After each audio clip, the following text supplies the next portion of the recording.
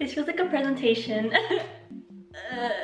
Hey guys, welcome back to my channel. As you can tell from the title of the video, this video is gonna be interesting because it's gonna be about, what K-pop stans don't tell you. So basically all of this stuff that I'm gonna be talking about is gonna be mainly about like concert stuff, like the reality of it. I basically made a list of the things that I want to talk about, for example, getting merch, GA experiences, getting tickets, venues, and all that stuff. So yeah, I'm gonna get into the video and talk about things that K-pop stans don't tell you. So yeah, let's get on with the video. So the first thing that I'm gonna be talking about is getting specific seats during ticketing. So I know everyone's ideal seats are usually, VIP, barricade, or towards like the first few rows in the lower bowl sections. But I know there's specific people that don't like to be, VIP or, lower bowl, and they prefer nosebleeds. Like I said, everyone has a specific type of seatings that they want, especially if it's like a bigger group. People want to go for nosebleeds just because they already know that they won't get lower bowl or floor. But yeah, everyone has their ideal seats. For me specifically, I obviously want to get like VIP 1, VIP 2, or lower bowl, or anything like that. But usually there are sections in floor during concerts, and there's a reason why people go for seats closer to the stage. I know that for floor, usually sections A and B for floor are like the closest ones near the stage, which is most likely VIP 1, VIP 2, and those would include soundcheck. And we all know why people go towards buying those floor tickets, because they are worth your money. But for me personally, from what I experienced, having to get sections A and B in floor are worth it. But if you are debating on getting seats that are sectioned C, D, E, or F, they are not worth your money unless you get like the first 3 rows of that section for floor. I know there's a lot of people that do buy heels and platform heels or like platform boots, but to be honest, they really won't help you unless you get like 10-inch. But they really won't help you as much because once you enter the venue, it looks like you're very close to the stage, right? But once everyone is standing up and having their phones up in the air, you really won't be able to see anything. Because I know that for ENHYPEN Fate tour, I had floor in section C2, and me and my friend Christine were in the last row, and our view was pretty much blocked. We really couldn't see anything unless there's like gaps between people's heads and we can see a little bit of the stage. But pretty much we really couldn't see anything. We basically had to look through our phones this whole time and look through the big screen. The only pro of being floor, and if you're like in the last section or the first section, is when a group decides to walk around the floor area. I know that 17 did the carts. I know that ENHYPEN always walks around the floor. That's basically the only benefit that you'll get if you're in floor. Like if you wanna, touch them, high five them, heart them, but that's pretty much the only pro that you'll get from getting floor. But other than that, your view will pretty much get blocked if you're a short person for any section in floor, unless you're in section A and B. And mind you, if you're in floor, you are also gonna have to deal with light sticks in the air, pickets, signs. There's a lot of people that love to hold it up, and it's just not fun, So keep in mind that if you want to buy floor tickets, you do need to make sure that you are in a good section, and if you're tall enough or stuff like that. So now I want to talk about GA experiences. So I've only experienced 3 GA experiences, one being ENHYPEN Fate Plus Tour, KCON, and Kiss of Life. So I know I've mentioned this a little bit in my other video for the K-pop concert tips, but so for ENHYPEN Fate Plus Tour, I did get VIP 2 tickets, and Me and my friends didn't like the idea of GA because it was our first time, so it was kind of, you know, new to us. For an Hype and Fate Plus tour, the ticketing was around February 14th and then the concert was in April 24th. So we had time, kind of, to, you know, get ready and stuff. Our ticketing didn't really go that well because we wanted lower bowl, not GA. But since that was the only option for ticketing, VIP 2 was the only one available for us. So, and we didn't want to buy, you know, resell. So yeah, we bought VIP 2 GA and we didn't plan on camping at all. I was okay-ish with camping, but at the same time, it kind of messes with our schedule a bit. I know there's a lot of people that already camped 3-4 days before the day of the concert, which is crazy, but I get it. I really do get it, because spending hundreds of dollars on a ticket and, you know, not having barricade, it's just not worth it. I personally would camp as well 3 days before the day. So me and my friends decided to camp the night before. It was just the two of us, me and my friend Christine. We camped. Our ideal time to camp at the Honda Center was supposed to be at 10 p.m. But since we kind of got ready early and we were already out, I was like, you know what, let's just camp at 8 p.m. So we just went and camped at that time. And the venue made us line up outside of the premises. So we were all lined up behind this fenced gate, and around 10 to 11, that's when the staffs were like, oh, we're gonna let you guys in at this time at 11:30. It was very, very cold. I remember seeing it was 50 degrees outside. And thankfully, me and my friend Christine were very prepared. We had blankets, we had a chair, we had a pillow, stuffy. We had food. We bought food before going to the camping, and we also had hats, you know, jackets. We had heating packs. We had socks on, mask, everything. So we were really prepared. I'm glad that we were, because I saw a girl. I remember seeing a girl who was lined up behind us. She only had a stool to camp, and I was like, I hope she's okay for the rest of the night. But she ended up leaving around 11ish, 12ish, because she asked us like, oh, like if I leave right now, will I lose my spot for the line?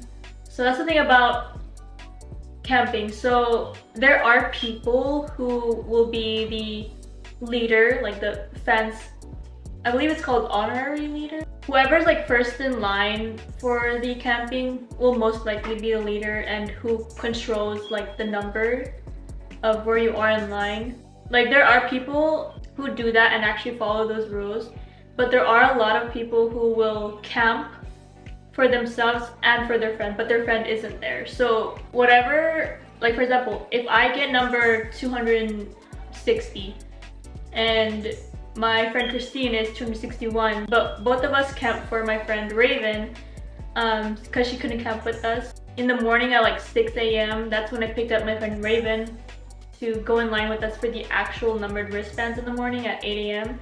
So basically, my number would be 260, my friend Christine would be 261, Raven would be 263. So whoever was behind us wouldn't be 263, they would be 264 since my friend Raven got that spot. But like I said, I was not the only one that did that. There was a girl who was in front of us. When me and my friend Christine arrived at 8 p.m, the girl in front of us was in line before us, and she actually left before we went into the premises of Honda Center. She left and she came back the morning and said that, oh, I was already in line last night. I already got the number from the leader, and there are a lot of people who was behind us that wasn't okay with it because you did not camp. So there are gonna be a lot of issues in terms of camping. because they personally do not want you to cut. If you're gonna be camping, you do have to be there. So if you don't want to piss off people behind you, please camp with who you're gonna be with at that concert day. So I'm gonna fast forward it. So in Hype and Faith Plus tour, the numbered wristbands were at 8 a.m. So me and my friends finished around 9ish, 30, and we were number 270, I believe.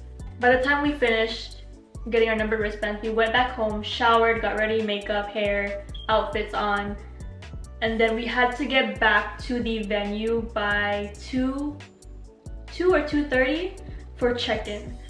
It's very important for you to get your check-in wristbands and your lanyard. That way these staffs know that you got it, you got all of it. And I know some of you may question as well, like, oh, like, do I go back in line? Do I ask people like, what number are you, so I can be, you know, be in front of you or behind you? You can do that as well, but there are staffs, specifically Honda Center, they will yell out the number so you know, so people know where to line up. I remember, I actually have a clip of it, I'll probably show you guys right now. They will bring you to an area for you to line up before sound check. So thankfully, Honda Center, for me personally, they've been very organized. I really love Honda Center, and they know how to work. So, because I know for camping around, like, throughout the whole night, there are security guards just, you know, just standing around us, so we're all safe. So once you go through security, at the doors, they will ask you for your tickets. So you show your tickets for yourself and your friends. And then once you're past that, you also, for like, they don't ask for IDs unless for your check-in. They only ask for your IDs for VIP check-in. That's pretty much it. They don't ask you for during your tickets to show, because it will take too much time. So yeah, once you're past security and you show your tickets, you walk in, get your VIP gifts. I know I have a clip of it on my YouTube video for Fate Plus, but me and my friends were running. So that's the thing, you do have your numbered wristband, but once you're in, you just run. You don't even go through your numbers anymore, you just run, you walk, you just at that point, like, once you're inside the venue, your numbers don't matter anymore. Me and my friends went through, we got our VIP gifts, the staff gave it to us. We ran through the line. I remember the girl that was in front of us, she actually ended up being behind us when we walked into the venue, so it didn't really matter. But yeah, we got in, we ran down the stairs, and then once we ran down the stairs, we already talked about what areas that we wanted to be for GA. It was either towards the front, if not the front, then it would be like the corner side of the front, but if not, then the side. I personally just wanted the front area because I don't like having to be on the side, even though it would be closer for like towards barricade. I personally would, you know, want a front view instead of like watching them perform and I just see their backs and stuff.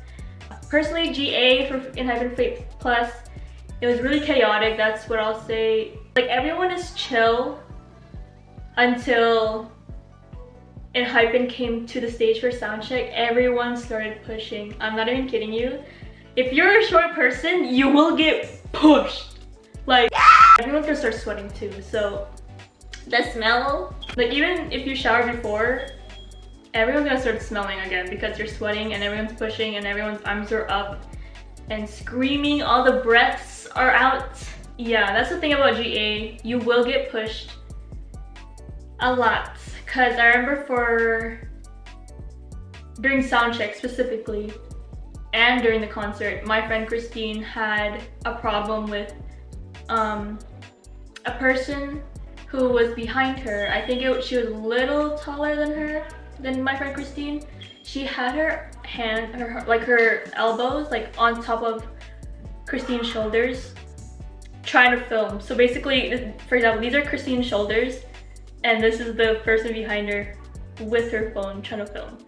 So that's the thing about GA, you really have to stand up for yourself if people are bothering you, but don't make it into a big fight, because for example, if and Hypen is talking in the middle of everything and you guys are causing a fight, you will get kicked out the venue. So I'd rather not make a big scene, just stand up for yourself a bit. Obviously if you're spending a lot of money, you do want to get a good experience. So yeah guys, GA, it's a lot. So that's why you really have to be careful during those times. So yeah. Now let's talk about KCON. KCON was actually pretty smooth. Since it's more of a convention and a concert type of like event, it's a lot smoother. There are a lot of fans, like multiple like K-pop stans. There are boy group stans, girl group stans. Everyone's there for everyone. For KCON, me and my friend Raven did not camp. I did not want to. After Fate Plus, I did not want to. I didn't really care because though Hypen was the headliner for KCON, I didn't think it was personally worth it to camp and get barricade for them. But the thing is, for KCON, there are higher chances for you to get barricade because it is a 360 stage and there's like a lot of like area for you to be in. But like compared to like an actual concert, you're only having like one barricade and that's it. Yeah, for KCON, me and my friend Raven just stayed in the back, which was the best idea we ever did. We didn't really get a blocked view because we were all the way in the back. Being in the back of GA is probably better for you, but unless you want to be close and get fan cams and stuff, you still can get fan cams in the back of the GA. But if you really want to be close to the group that you want to be seeing, then you can be closer. But personally, for me and Raven, we did experience a good and better GA for KCON. No one was pushing, everyone is spaced out. Everyone was vibing a lot more towards the back because we can scream more, we can jump more without people like, squished in within each other. Yeah, basically KCON GA was pretty chill. A lot of vibes. There's a lot of adults too for KCON. I think it's because of GOD, but I don't know. But yeah, KCON GA, pretty good. So now let's talk about Kiss of Life. Kiss of Life.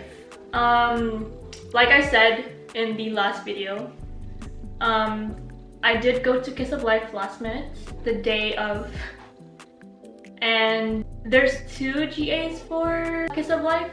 There was a VIP GA and then a regular GA. I obviously had regular GA. It was a little better. It's a lot better. The thing about Kiss of Life, since they are in a smaller venue, there was another like section which was above us. There's an upstairs, and that's for seats. And since the ceiling is a lot closer, you can barely see a little bit over you. And Kiss of Life, they have a lot of male stans. So there are a lot of tall men out there that will block your view. Cause I was all the way in the back. I did not want to be, smushed in with each other with people.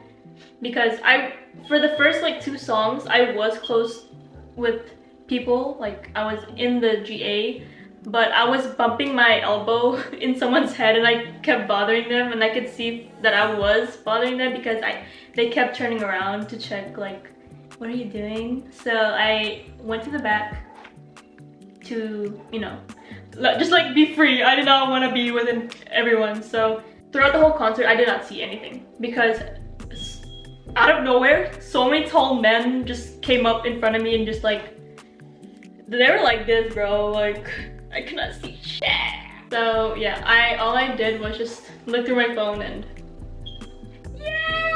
yeah, Kiss of Life, since it's a smaller venue and the seats are above us and and the ceiling is a lot closer, you cannot see anything unless you go to the side. I know my friend group, they went to the side where you walk, so they had a better view. but I don't know, I just sit in the back. So it wasn't, I mean, Kiss of Life GA was okay. No pushing, no sweating, no judging people, so it was alright. But in terms of getting in line, it did not take more than 30 minutes. It literally was so fast, thankfully. But yeah, so that's pretty much for my GA experiences. And hopefully Kiss of Life is my last GA, but I doubt it, so yeah. Now let's talk about getting merch. So for merch, I never really had a problem with them. I remember for TXT Sweet Mirage, there were a lot of sold out things. I only got a shirt, and I still have it actually. But we only waited around 2-3 hours for TXT Sweet Mirage. For Hypen Manifesto, I didn't get any merch because I was still a baby engine. I didn't really know that much, and I didn't even know they had merch. So, and then for Hypen Fate Tour, me and my friend Christine, we actually arrived at the venue at 7 AM, and we thought there was no line for merch, but then we were actually parked on the opposite side of where people lined up. So once we walked to the area, we saw a lot of people and we were dead. And it was a really, really hot day that day. I think it was around 80 degrees, 90 degrees. And we were sweating that whole time waiting for merch. I think merch took 4 hours. So, but good thing we got everything that we wanted. I actually bought a lot of stuff. I bought a picket, I bought a shirt, a hoodie. I forgot what I bought, but I did buy a lot of stuff. Yeah, so the only thing about getting merch is that you will be waiting in line for 2 to 3 hours. Depending on how much there is. If there's a lot of merch, then you'll probably wait a lot. If you go to the merch line, like during the day, like at 2 p.m, you will be waiting a little bit longer because a lot of people go there around like 5 to 6 a.m. Sometimes people even camp for merch, so that's a little crazy. Personally, I will never do that. I think lining up in the morning is a lot worth it because you're waiting a lot less. Your chances for getting all the merch that you want will still be high, so it doesn't really matter. I personally would just wait in line during the morning. So, but yeah, for Hypen Fate Plus, we actually didn't get any merch because camping, check-in, lining up for sound check was such, like, the timing was like so like close to each other. Because check-in was at 2 p.m, sound check was 4 to 5 p.m, and we wouldn't have been able to get merch in time. So TXT Egg Promise, we actually did get merch, but we didn't get the things that we wanted because the merch that was outside of the venue took like 2 hours, but that's because everything was pretty much sold out, and I only felt like photo cards and a shirt, and that was it. And I didn't even hear the person who was in the stand like selling the merch to me. I didn't even hear her like, oh, there are merch booths inside the venue. So be aware, if there are no merch outside of the venue and the things that you want are sold out, go line up to go inside the venue because there are merch booths everywhere. There are ones outside, there are ones inside. So that's what I didn't even know, so that's my fault. But yeah, if you're lining up for merch and it's a very hot day, please bring a fan and water and an umbrella. Those are the 3 main things that you will need if it's a very hot day. If it's over 70 in California, you need a fan, you need water. It's gonna be very, very hot. 70 degrees doesn't seem that much, but once you're standing there for hours, it will get so hot. I promise you, you will be sweating off your makeup. All your hair, your curled hair will be straight. I promise you, please bring a lot of water because there were so many people for Fate Tour who were like about to faint. People were sweating. People had umbrellas. People had to buy water at the venue. That was like $10.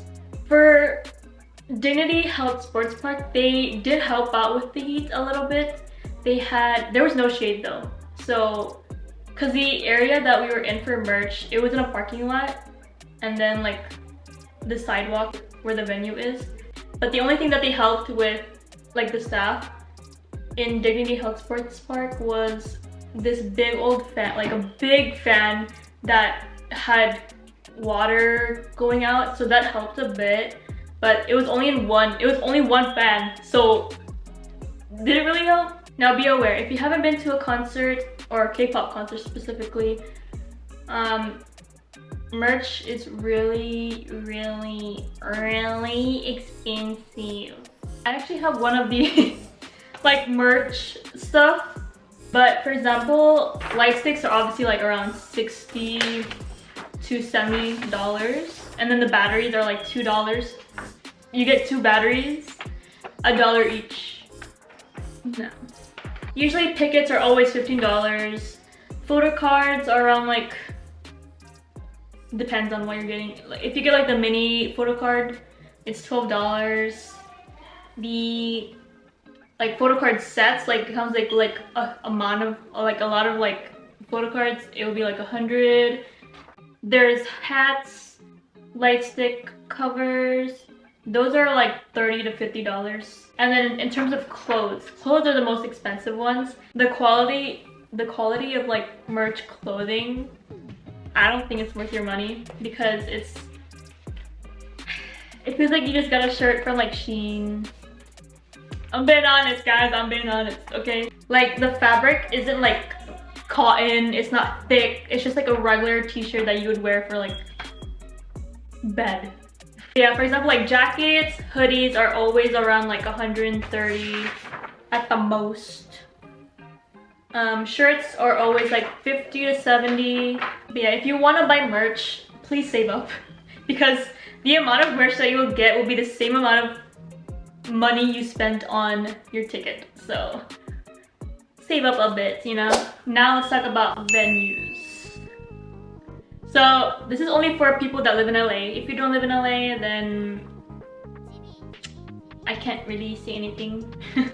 So for venues, there's a lot of venues that are very organized and some are very unorganized. I would say the best venue would be Honda Center.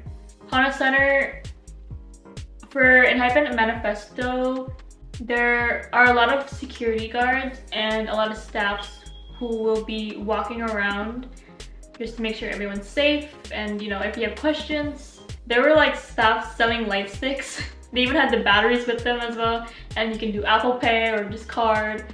It was very funny because that's how I bought my light stick, because they were just walking around with like a little table, like light sticks. I was like, let me buy one, I got you. And then for like Enhypen, Fate Plus, for camping, like I said, security guard staffs were staying up all night with us. They were just standing, they didn't even have a chair, they just stood for hours until 8 a.m. and I'm props to y'all. I wanted to give them a tip or something, but you know, that's very sweet of them. Like, that's their job, obviously, but it's a good thing that they were watching over us, sleeping on the floor. But yeah, Honda Center for me, best, always organized, great staff, great people. So like, I remember for GA, like for soundcheck, when soundcheck was over, a lot of people asked for water, and the staff who was in front of us, but he was holding up like a Nicki American flag, a Jake American flag. It was very funny. I loved it. People were asking for water, and you know, the staff were helping us. They were giving us water, and I was so thankful for that. It's very sweet, because there's a lot of people, a lot of staffs in different venues that don't do that and they don't care. So yeah, Honda Center, I respect you, man, I respect you. For BMO Stadium, I have different opinions about it. So I've only been to BMO twice, I believe. It was for TXT Sweet Mirage. For TXT Sweet Mirage, it was pretty, I've never had a problem with anyone. Staff are nice. Getting in line to get inside the venue was pretty chill, no problems. But then for 17, It's a lot different. I don't know why, what happened. BMO was very unorganized.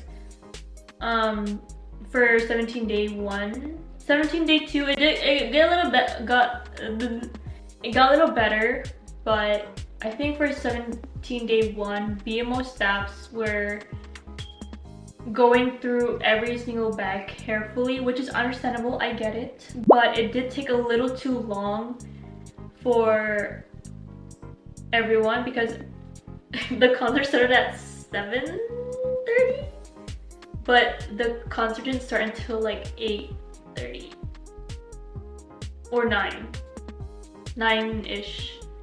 So, but everyone who attended that concert day did not get inside the venue on time. I remember during Super, I think it was Super, when 17 was performing Super, a carrot came by and asked like, "Oh, you're in my seat." And I was like, "Oh, really?" I was like, "Oh, let me see your tickets." And I also showed her my tickets. Apparently she was in the wrong section. So I told her, I helped her, like told her, "Oh, it's the one next to us, not this one." And I remember seeing a lot of TikToks of, you know, people who attended 17 day 1 struggled to get in. They didn't get in till like 5 songs after, and I felt really bad. So BMO, it's 50-50, but it could just be that day, I don't know. So for Dignity Health Sports Park, it was pretty chill. I liked it. Getting in the venue was pretty smooth, no problems. The only thing is that I wish they took care of the people there in terms of the heat. But Dignity Health Sports Park has no shade, so if you're planning to go there, bring up umbrella, I guess. But staff were pretty nice, I guess. I didn't really experience that much from there. It was just like, I wish they took care of the people there. So for Crypto Arena, it's a pretty good venue, I would say. They're very organized. I remember for TXT Promise, they were pretty organized as well. They have separate entrances for every, you know, section. Same with KCON, they're also very organized. In terms of GA though, the line to get in was very, very long. And the thing about KCON GA, getting in line for it to go inside the venue, there were separate barricaded lines. So it makes sense for the one closest to the doors goes first, and then the line after that goes next and next and next. But for some reason they kept skipping.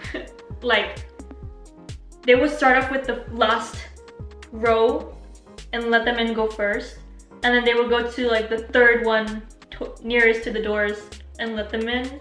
So it was very confusing, like why they kept like doing it in different like orders. It would make sense for them to do it from front to back. So I don't know what was going on with Crypto Arena over there. So for the Novo, for Kiss of Life, the staff were very clear on instructions during security. They will tell you, take off your jacket, put your phones in your bags. Like they will yell it out to you, so you know what to do before you go through security. You have to show your ticket, obviously, and then yeah, pretty much the staff there were pretty chill, and they even complimented my outfit.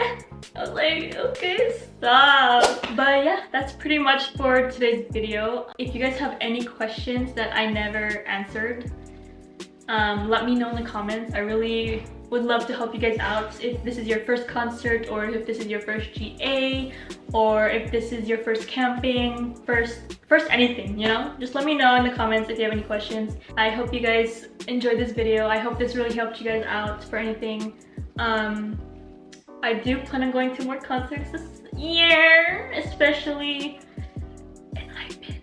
I heard that Nikki did a fan call with an engine, and he basically confirmed that there will be a tour in the US. Most likely it will be after Coachella. I don't know when they will announce the ticketing though. I'm very nervous for that. But I will obviously film ticketing and the concert day for that. If you reached this end of the video, I want you guys to comment what video ideas that you guys want from me.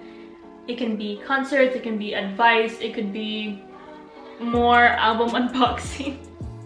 It could be room tour, it could be literally anything. I want to know from you guys what you guys want.